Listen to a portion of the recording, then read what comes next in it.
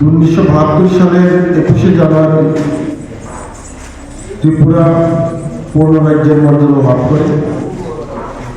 শুধু ত্রিপুরা নয়, একই সাথে মেঘালয় এবং মণিপুর আরও দুইটা রাজ্যকে পূর্ণ রাজ্যের মর্যাদা দেওয়া হয় এবং পূর্ণ রাজ্য ঘোষণার আগে ত্রিপুরাতে একসময় রাজকীয় প্রথা ছিল, রাজারা শাসন করতেন।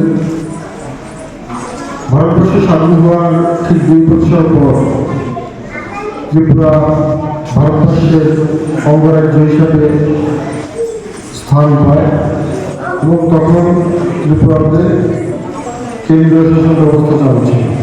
কেন্দ্রীয় শাসন ব্যবস্থা 1963 সালে প্রথম ত্রিপুরায় বিধানসভা ভোট হয়। তার আগে ভোট হয়েছে, টেরিটরিয়াল কাউন্সিল ছিল এবং 63-তে প্রথম 62-তে প্রথম বিধানসভা ভোট হয় 60 আসন বিশিষ্ট।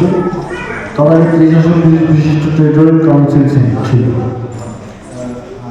তো স্বাধীনতার পর আমরা ত্রিপুরাকে দিন দিন অগ্রগতির পথে এগিয়ে যেতে দেখেছি।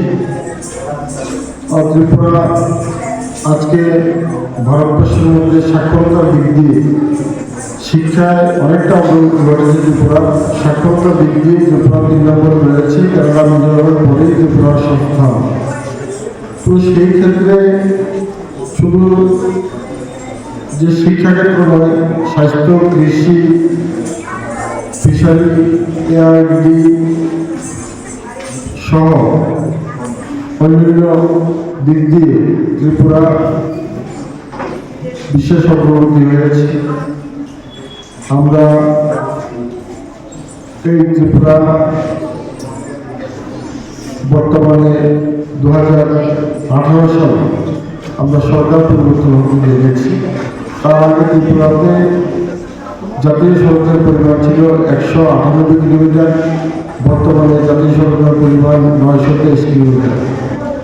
আমরা এই কমন যেটা